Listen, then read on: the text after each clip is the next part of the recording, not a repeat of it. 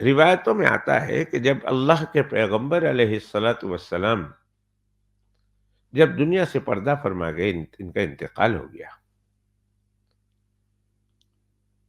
تو حضرت فاطمہ الزہرا حضرت ابوبکر صدیق رضی اللہ تعالی عنہ کی خدمت میں تشریف لائی، یا خود تشریف لائی یا اپنی طرف سے کسی کو بھیجا کہ اب تو مسلمانوں کے خلیفہ ہو گئے حضرت ابوبکر صدیق رضی اللہ تعالیٰ عنہ، ابو بکر کے پاس جاؤ، کسی کو بھیجا تھا یا خود تشریف لے آئی؟ کہا میرے ابا نے جو مال چھوڑا ہے، تو ابا کے انتقال کے بعد ابا کا مال وراثت میں تقسیم ہوگا، میں ابا کی اکیلی بیٹی ہوں، اور رسول اللہ صلی اللہ علیہ وسلم کی بیویاں بھی ہیں، رسول اللہ صلی اللہ علیہ وسلم کے چچا بھی ہیں، حضرت عباس بھی اس وقت زندہ تھے۔ کہا کہ اب جب ابا نے جو مال چھوڑ کے گئے ہیں، ابا کا وہ مال آپ بحیثیت خلیفۃ المسلمین کے ان کے وارثداروں میں تقسیم کیجیے۔ یہ حضرت فاطمہ الزہرا سلام اللہ علیہا نے حضرت ابوبکر صدیق رضی اللہ تعالیٰ عنہ کی خدمت میں خود حاضر ہو کر یا اپنے کسی خاص الخاص آدمی کو بھیج کر حضرت ابوبکر صدیق سے اپنا حق مانگا، حق دیجیے، ہمارا میراث تقسیم کیجیے۔ ہم بھی مانتے ہیں کہ حضرت فاطمہ نے کہا ہے۔ حضرت ابوبکر صدیق رضی اللہ تعالیٰ عنہ نے جواب کیا دیا؟ جواب یہ دیا کہ بیٹا، میں نے رسول اللہ صلی اللہ علیہ وسلم سے یہ فرماتے ہوئے سنا ہے کہ نحن معاشر الانبیاء، ہم انبیاء کی جماعت ہے، یعنی ہم نبی اور رسول جب انتقال کر جاتے ہیں اور انتقال کے وقت ہمارے پاس جو بھی مال ہوتا ہے، وہ مال ان کی اولادوں میں اور ان کے رشتہ داروں میں تقسیم نہیں ہوگا، جو کچھ ہم چھوڑ کے جاتے ہیں وہ سب کچھ صدقہ ہوتا ہے، بیت المال میں داخل کر دیا جائے گا۔ ما ترک نہ ہو صدقہ، جو کچھ ہم چھوڑ کے جاتے ہیں وہ صدقہ ہوتا ہے، ہمارا مال میراث وارثداروں میں تقسیم نہیں ہوتا۔ کہا جب وہ کہا میں نے سنا ہے۔ اور دوستو ایک بات اچھی طرح ذہن میں رکھیے کہ صرف حضرت ابوبکر صدیق رضی اللہ تعالیٰ عنہ نے نہیں سنا، حضرت عمر فاروق نے بھی سنا، حضرت طلحہ نے بھی سنا، حضرت زبیر نے بھی سنا، بڑے بڑے جلیل القدر صحابہ کرام نے سنا، اور سننے والوں میں رسول اللہ صلی اللہ علیہ وسلم کے چچا حضرت عباس بھی داخل ہے، اور حضرت فاطمہ رضی اللہ تعالیٰ عنہ کے ہسبند حضرت سیدنا علی المرتضیٰ بھی سننے والوں میں شامل ہے۔ بخاری شریف میں یہ واقعہ موجود ہے کہ حضرت عمر فاروق رضی اللہ تعالیٰ عنہ نے حضرت عباس کو، رسول اللہ صلی اللہ علیہ وسلم کے چچا کو، اور حضرت علی رضی اللہ تعالیٰ عنہ کو قسم دے کر پوچھا تھا کہ میں تمہیں قسم دے کر پوچھتا ہوں، بتاؤ تمہارے سامنے جناب رسول اللہ صلی اللہ علیہ وسلم نے یہ حدیث فرمائی تھی کہ نہیں کہ ہم نبیوں کی جماعت جو کچھ چھوڑ کے جاتے ہیں وہ وارث داروں میں تقسیم نہیں ہوتا، وہ جو کچھ بھی چھوڑ کر جائے، تھوڑا ہو یا زیادہ، وہ صدقہ ہوتا ہے، بیت المال میں داخل کیا جائے گا۔ ایسا ہی ہے کہ نہیں؟ انہوں نے کہا بالکل ایسے، ہم نے بھی سنا۔ حضرت فاطمہ رضی اللہ تعالیٰ عنہ نے یہ سنا نہیں تھا۔ جب سنا نہیں تھا تو وہ حضرت ابوبکر صدیق رضی اللہ تعالی عنہ کے پاس عام قرآن مجید کی آیت کے مطابق کہ کسی مسلمان کا انتقال ہو جائے تو اس کا مال وارثداروں میں تقسیم ہوگا، تو وہ اپنا وارثہ مانگنے کے لیے آئی کہ ہمیں وارثہ دے دیجیے، اور حضرت ابوبکر صدیق رضی اللہ تعالیٰ عنہ نے یہ حدیث سنائی۔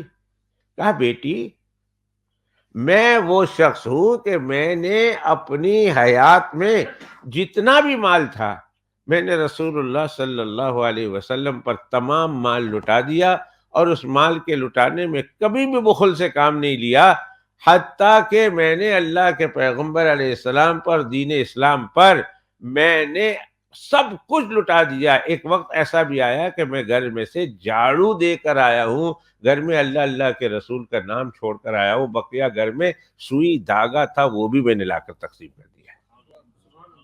میں وہ ہوں.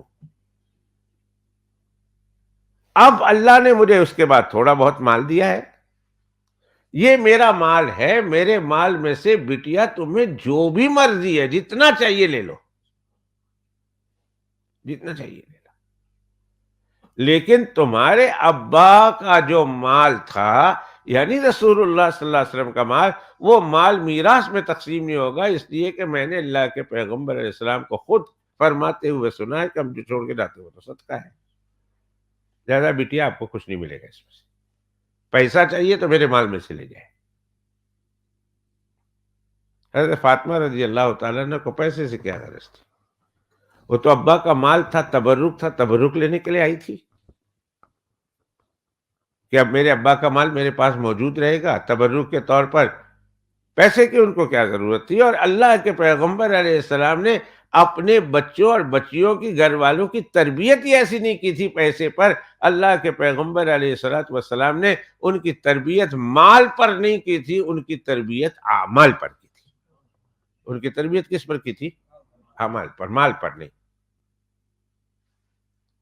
جب کبھی چھوٹا موٹا واقعہ آ گیا, جب کوئی دنیا کی ضرورت ہوئی, وہ مانگنے کے لیے آئے اللہ کے پیغمبر علیہ السلام کے پاس, تو اللہ کے پیغمبر علیہ السلام نے بجائے ان کو مال دینے کے, اللہ کے پیغمبر علیہ السلام نے انہیں اعمال بتائے کہ تم یہ اعمال کرو, تم یہ اعمال کرو, تم یہ اعمال کرو. ایک نہیں, دو نہیں, تین نہیں, 10 واقعہ سنا سکتا ہوں حدیث پاک سے. اب اہل سنت والجماعت اور مسلمان یعنی ہم کہتے ہیں کہ ابوبکر صدیق رضی اللہ تعالیٰ عنہ نے وہی کہا جو انہوں نے رسول اللہ صلی اللہ علیہ وسلم سے سنا ہے. اور ابوبکر رضی اللہ تعالیٰ عنہ اس سننے میں اکیلے نہیں ہیں, یہ بات ذہن میں رکھیں, اکیلے نہیں ہیں. صحابہ کرام کی ایک لسٹ ہے. امام ترمذی رحمت اللہ علیہ نے ترمذی شریف میں جہاں یہ حدیث پاک لکھی ہے, اس کے بعد لکھتے ہیں وفی الباب عن فلان فلان فلان فلان فلان فلان, کہ یہ حدیث پاک فلاں فلاں فلاں فلاں فلاں فلاں صحابی سے بھی مروی ہے. اور میں نے آپ کو بتایا کہ خود رسول اللہ صلی اللہ علیہ وسلم کے چچا حضرت عباس سے, اور خود حضرت فاطمہ کے شوہر نامدار سیدنا علی رضی اللہ تعالیٰ عنہ اور کرم اللہ وجہ الکریم سے بھی مروی. انہوں نے بھی حدیث سنی تھی. حضرت فاطمہ رضی اللہ تعالیٰ عنہ کو نہیں پتا تھا اس وقت, ان کے علم میں بات نہیں تھی, اس لیے مانگنے آ گئی. جب ابوبکر رضی اللہ تعالیٰ نے کہہ دیا, خاموش ہو کر چلی گئی. ناراض کیوں ہونا تھا؟ اس لیے کہ ابوبکر رضی اللہ تعالیٰ نے اپنی طرف سے تھوڑی نہ کہہ رہے کہ میں نہیں دوں گا. ایک حدیث بھی حدیث کی کتاب میں ایسی نہیں ہے جس میں ابوبکر نے کہا میں نہیں دوں گا, بلکہ ابوبکر نے فرمایا بٹیا میں تو آپ کے ابا سے حدیث سنی. اور جب حضرت فاطمہ رضی اللہ تعالیٰ عنہ اپنے ابا کے حوالے سے جب یہ حدیث پاک سن رہی ہیں تو ناراض کیوں ہوں گی؟ ناراض ہونے کی کوئی وجہ ہی نہیں نا. اس لیے کہ ابا نے یہ کہا ہے کہ ہم جو چھوڑ کر جاتے ہیں وہ صدقہ ہے. تو ہمارے نزدیک اہل سنت والجماعت کے نزدیک اس واقعے کی بس اتنی حقیقت ہے. وہ لینے کے لیے آئی اور حضرت ابوبکر نے کہہ دیا کہ بیٹیا تیرے ابا نے یہ تیرے ابا سے سنا ہے, تیرے ابا نے یہ کہا ہے, ختم, بات ختم ہو گئی. لیکن شیعہ حضرات کے یہاں اس حدیث پاک یہاں ختم نہیں ہوتی, بلکہ کہتے ابوبکر نے حضرت فاطمہ کا حق مار لیا. نعوذ باللہ من ذالک. حضرت فاطمہ بیچاری کا حق مار لیا, اور اس کا حق مار دیا اس لیے حضرت ابوبکر رضی اللہ تعالیٰ عنہ حضرت فاطمہ کے حق نہ دینے کی وجہ سے معاذ اللہ ثم معاذ اللہ ثم معاذ اللہ کافر ہو گئے. حضرت ابوبکر کے ان کے یہاں کفر کی وجوہات ہے کہ ابوبکر کافر ہے ان وجوہات سے, اور ان وجوہات میں سے ایک وجہ یہ بھی ہے کہ ابوبکر نے حق مار دیا حضرت فاطمہ کا. حضرت عمر کی جب باری آئی تو حضرت عمر نے بھی نہیں دیا, حضرت عمر نے بھی حق مارا. حضرت عثمان کی باری آئی تو حضرت عثمان نے بھی نہیں دیا, حق مار دیا. لہذا یہ غاصبین ہیں, اور غاصبین غضب مارنے کی وجہ سے یہ لوگ معاذ اللہ ثم معاذ اللہ قرآن مجید کی اس آیت کا خلاف کرتے ہیں, لہذا اس وجہ سے کافر ہو گئے. ایک بات اب میں آپ سے پوچھتا ہوں, بات یہ ہے حضرت ابوبکر رضی اللہ تعالیٰ عنہ نے نہیں دیا, غصب کر لیا ابو بکر کافر، نعوذ باللہ، تمہارے ایک بقول۔ حضرت عمر نے نہیں دیا، معاذ اللہ ثم معاذ اللہ، وہ کافر۔ حضرت عثمان نے نہیں دیا، معاذ اللہ ثم معاذ اللہ، وہ کافر۔ اس کے بعد حضرت علی کی باری آتی ہے، چوتھے نمبر کے خلیفہ ہے حضرت علی رضی اللہ تعالیٰ عنہ۔ ہم پوچھتے ہیں کہ حضرت علی رضی اللہ تعالیٰ عنہ جب خلیفہ بنے ہیں تو بے شک حضرت فاطمہ نہیں تھی، مگر حضرت فاطمہ کی اولاد تو تھی اور ان کی اولاد تھی۔ تو کیا حضرت علی رضی اللہ تعالیٰ عنہ نے اس قرآن کے فیصلے پر عمل کرتے ہوئے، کیا حضرت علی رضی اللہ تعالیٰ عنہ نے حضرت فاطمہ کے بیٹوں کو اور دوسرے جو جن کا حق بنتا تھا، کیا ان کو ان کا حق دیا ہے یا نہیں دیا؟ ہمارا سوال یہ، اگر حضرت علی رضی اللہ تعالیٰ عنہ نے حق دیا ہے اور واقعی حسن کو حسین کو بلا کر اور دوسری بیٹیوں کو بلا کر حق دیا ہے اور حق لیا ہے، اور پھر ازواج مطہرات کو بھی حق دیا ہے، حضرت عباس کو بھی حق دیا ہے، یعنی رسول اللہ صلی اللہ علیہ وسلم کے مال میں جس جس کا حصہ لگتا ہے قانون کے مطابق، ان کو اگر حق دیا ہے تو پھر ابو بکر، عمر، عثمان واقعی غاصب ہوئے ان کی نگاہ میں، اور ان کی نگاہ میں غاصب ہونے کی وجہ سے وہ کافر ہوئے۔ اور اگر حضرت علی نے بھی نہیں دیا تو وہ تین نہ دینے کی وجہ سے غاصب ہوئے اور غاصب ہونے کی وجہ سے کافر ہوئے۔ تو حضرت علی رضی اللہ تعالیٰ عنہ نہیں دے رہے ہیں، تو نہیں دینے کے بعد حضرت علی مسلمان کیسے رہ سکتے ہیں؟ سوال یہ ہے، سوال یہ ہے۔ حضرت علی آپ کے یہاں مسلمان ہیں، اور مسلمان بھی بہت بڑے مسلمان، ان کے یہاں امام علی کہتے ہیں، امام علی امام ہے وہ، اور امام ان کے یہاں نبیوں سے بھی زیادہ بڑے۔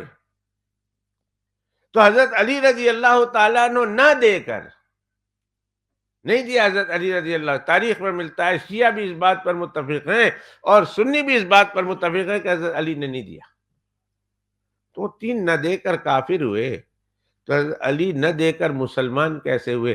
حضرت علی سے پوچھا گیا، فرمایا میں بھی اسی طرح کروں گا ان مال میں سے جس طرح ابو بکر، عمر، عثمان کر کے گئے۔ حضرت علی نے نہ دے کر، نہ لے کر، نہ دے کر بتا دیا کہ ابو بکر نے جو کیا وہ سچ ہے، عمر نے جو کیا وہ سچ ہے، عثمان نے جو کیا وہ سچ ہے۔ حضرت علی رضی اللہ تعالیٰ بتا کے گئے، میں بھی نہیں دوں گا، میں اسی طرح کروں گا جس طرح ابو بکر نے کیا، عمر نے کیا، عثمان نے کیا ہے، اور وہ اس لیے کیا کہ انہوں نے جناب رسول اللہ صلی اللہ علیہ وسلم سے سنا ہے، میں نے سنا ہے۔ تب مجھے بتائیں، میں آپ سے پوچھتا ہوں کہ ہم آج کل کے شیعوں کی بات مانیں، ان کالے کپڑوں والے کی، ان کالے زبان والے کی، ان کالے دل والے کی بات مانیں کہ ابو بکر، عمر، عثمان کافر ہیں، یا پھر حضرت علی رضی اللہ تعالیٰ عنہ کہ ہم بات مانیں کہ ابو بکر نے جو کیا وہ حق کیا، عمر نے جو کیا حق کیا، عثمان نے جو کیا وہ حق کیا، میں علی بھی ان کے نقش قدم پر چلتے ہوئے وہی کروں گا جو ان تینوں نے کیا۔ کس کی مانے؟ کس کی مانے؟ علی کی مانے یا ان کالے کپڑوں والوں کی مانے؟ ان کالے دل والوں کی مانے؟ ان کالے زبان والوں کی مانے؟ مجھے بتاؤ کس کی بات سننی چاہیے؟